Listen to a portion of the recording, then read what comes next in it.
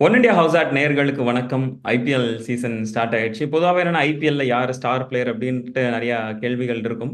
And நம்ம என்ன அப்படின்னா ஐபிஎல்ல யூஸ்வலாகவே என்னன்னா டேலண்ட்ஸை வந்து வளர்க்கறதுக்கான ஒரு டோர்னமெண்ட்டாகவே இருந்து வருது.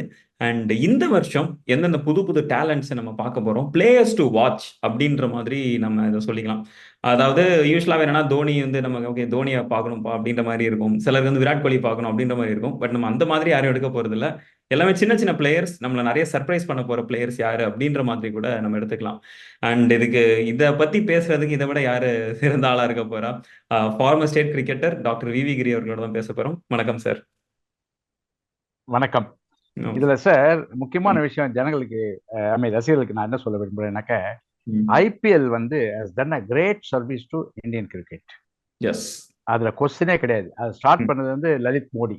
ஓகே, லலித் மோடி தான் ஸ்டார்ட் பண்ணது. Hats off to him. அந்த மாதிரி ஒரு ஒரு பிக்கஸ்ட் டோர்னமெண்ட் இந்த வேர்ல்ட் அப்படி சொல்லலாம். அதுல வந்து கேஷ் ரிச் டோர்னமெண்ட். அவ்வளவும் வந்து சொந்த கண்ட்ரி கூட விளையாட, சுனில் நாராயண், ரசல் அவங்களாம் எடுத்துக்கோங்க, சொந்த கண்ட்ரி கூட விளையாடாம they come and play for IPL.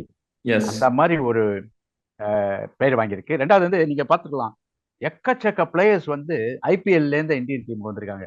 Bumrah, Hardik Pandya, Rinku Singh, இவங்கெல்லாம் வந்து ஐபிஎல்க்கு முன்னாடி யாருமே தெரியாது. அப்படியே ஐபிஎல் விளையாடி தான் வந்திருக்காங்க. அதனால வந்து ரியலாவே ஐபிஎல்க்கு ஒரு பெரிய சல்யூட்.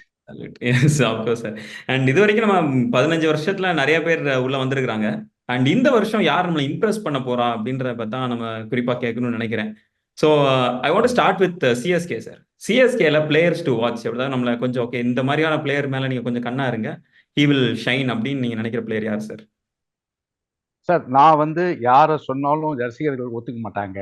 அவங்களுக்கு நான் என்ன எதிர்பார்க்கறாங்கன்னா தோனி பேரை சொல்ல சொல்லுவாங்க.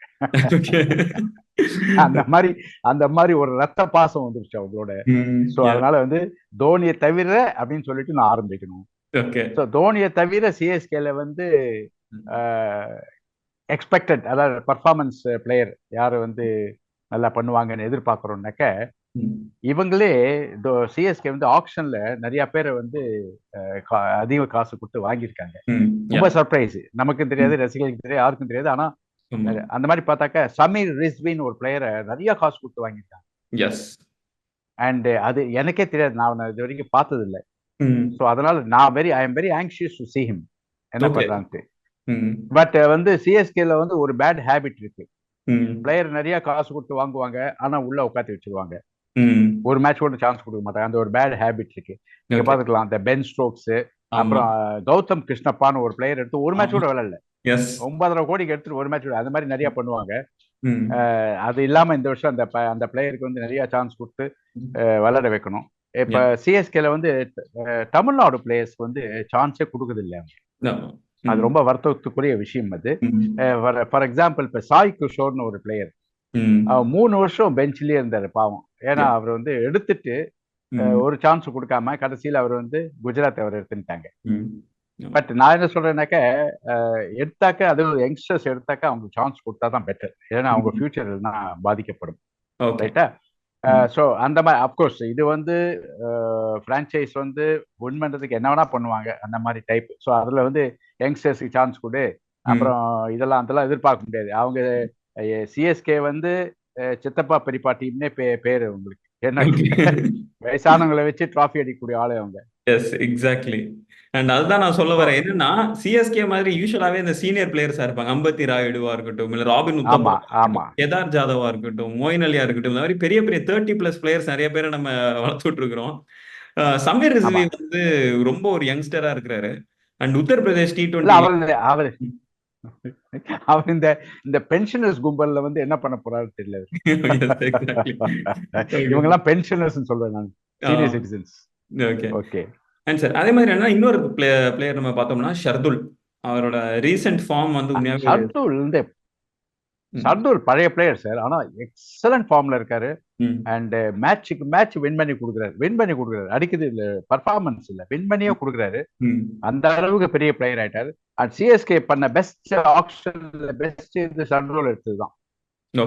டேரல் மிஷல் எடுத்துருக்காங்க. அதுவும் I really appreciate. Daryl Mitchell வந்து வெரி வெரி யூஸ்ஃபுல். 3-in-1 அவர். Okay, brilliant fielder, brilliant batsman, brilliant bowler, hmm. And any time வந்து விளையாடுவாரு. அந்த ம். மாதிரி பெரிய பிளேயர். ம். அதனால அதை எடுத்தது ஒரு very good move. And also நம்ம ஷர்துல் தாக்கூர். இப்ப Yeah. நான் நேத்து கூட சொல்லியிருந்தேன் நம்ம இவங்க கிட்ட, ம். Shardul Thakur, Deepak Chahar and allrounders. ம். Yeah. ஓகே, நம்ம ம். ஹர்திக் பாண்டியா சொல்லிட்டு இருக்கோம். இவங்க 3 பேர் இருக்காங்க ஆக்சுவலா. ஆமா. இவங்க 3 பேர் நல்லா பெர்ஃபார்ம் பண்ணி இந்தியன் டீம் உள்ள வந்ததுனாக்க ஹர்திக் பாண்டியா நம்ம தொந்தரவு பண்ண வேண்டிய அவசியம் இல்லை. ஏன்னா அவர் இன்ஜுரின்னு உட்காந்துருக்காரு. Yes, exactly.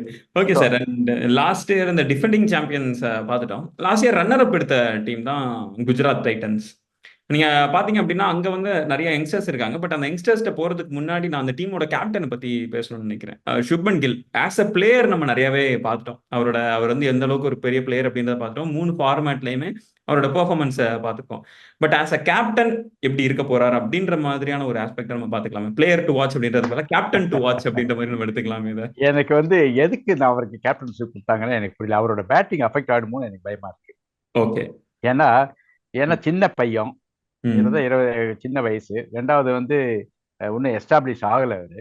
ம். அவர் வந்து ஜிடில வந்து செகண்ட் இயர். இப்போ உடனே கேப்டன்சி கொடுக்க வேண்டிய அவசியம் இல்லை. ம். அங்க வந்து பெரிய பெரிய இவங்க இருக்காங்க, ஜாம்பவான்ஸ் இருக்காங்க. ஃபார் ஆமா. எக்ஸாம்பிள் கேன் வில்லியம்சன் இருக்காங்க. அவர் எஸ். கொடுக்காம எப்படி இவர் கொடுக்க முடியும்? அது ம். அது கில்லே ஒத்துக்க மாட்டாரு. ஆமா. அவர் அவ்வளவு பெரிய சீனியர் மேனு, அவ்வளவு வேர்ல்டு பெஸ்ட் கிரிக்கெட்டர்னு பேரு. ஹைதராபாத் வேற நல்லா நடத்தி ம். இருக்காரு. அவரை கொடுக்காம இவர் கொடுத்தது தப்பு. அது இல்லாம மில்லர் வேற இருக்காரு. ம். எஸ். அவரெல்லாம் ரொம்ப ரொம்ப சீனியர் பிளேயர்ஸ். ம். ஸோ அவர் கொடுக்காம கொடுத்தது ரொம்ப தப்புன்னே தோணுது எனக்கு. But okay. அவர் நான் என்ன ஹோப் பண்றேன்னாக்கா அவருக்கு வந்து பேட்டிங் அஃபெக்ட் ஆயிடுது ஓகே. கில்லுக்கு.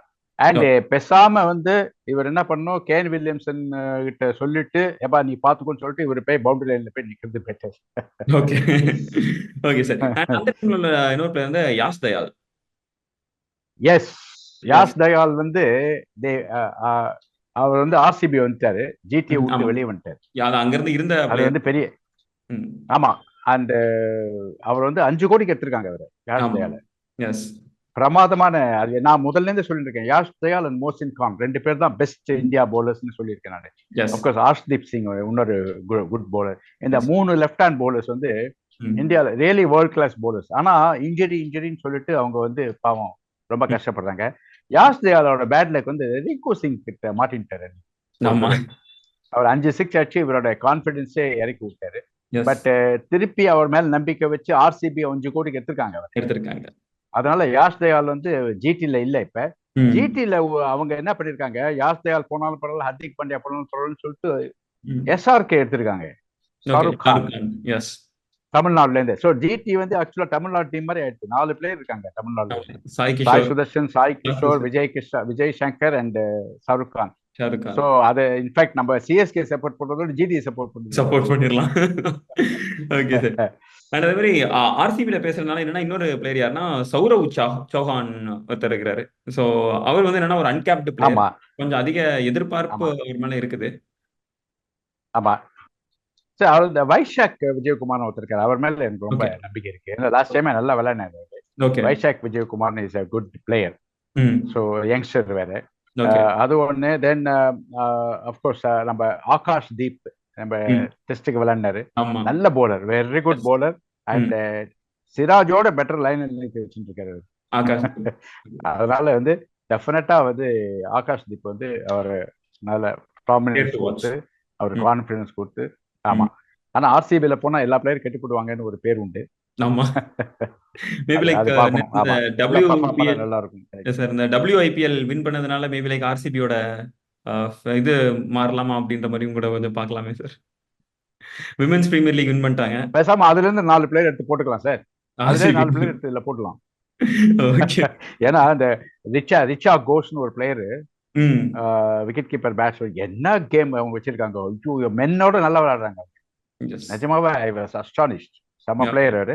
பட் இதுல வந்து இன்னொரு முக்கியமான இது வந்து யாஷ் தயால் வந்து வந்திருக்காரு ஆர்சிபிக்கு. ம். யா. அல்சாரி ஜோசப்னு எடுத்திருக்காங்க. அவங்க ரொம்ப காசு கொடுத்து எடுத்திருக்காங்க. ஆமா. கிட்டத்தட்ட 11 ம்.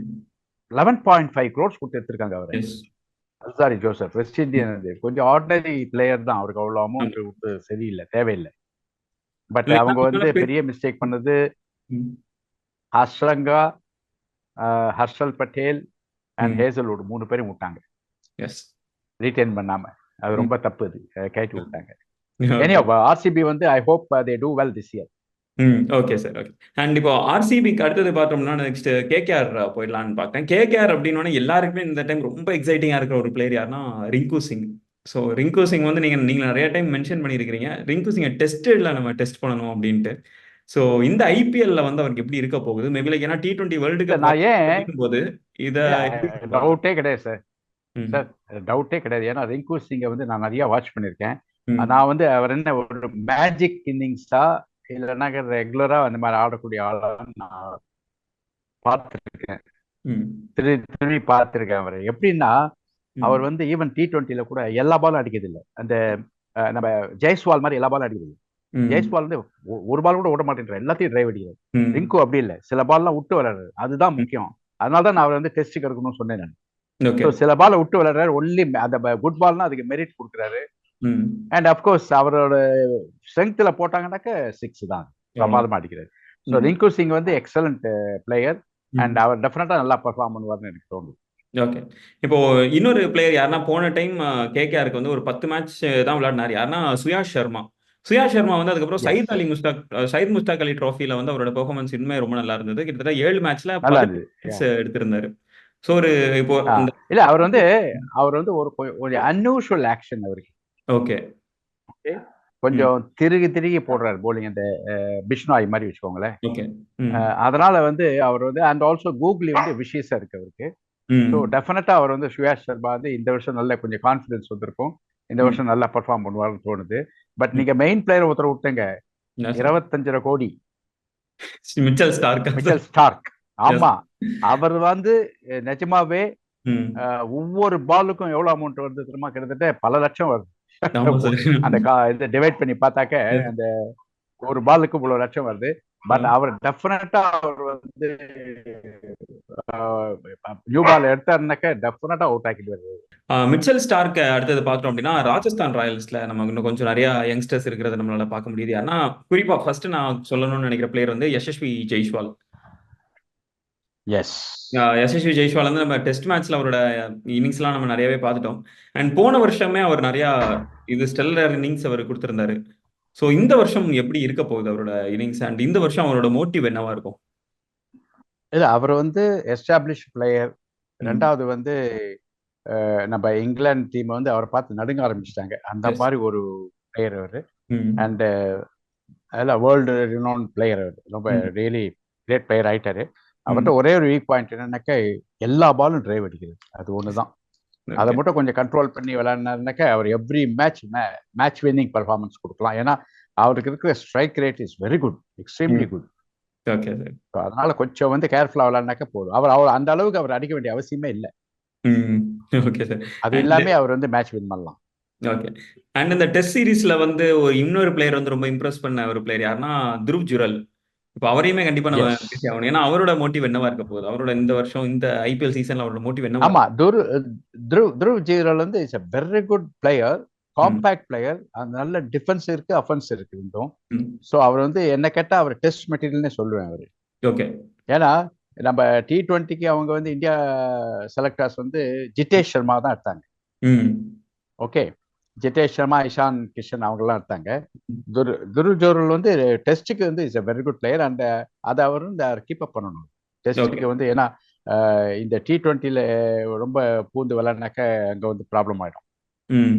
பட் அதுக்காக விளையாடாம இருக்க முடியாது. ஏன்னா ஐபிஎல் வந்து is money yes. Rich franchise. அதனால ம். இது டெஃபினட்டா பிளேயர்ஸ் எல்லாம் விளையாடுவாங்க.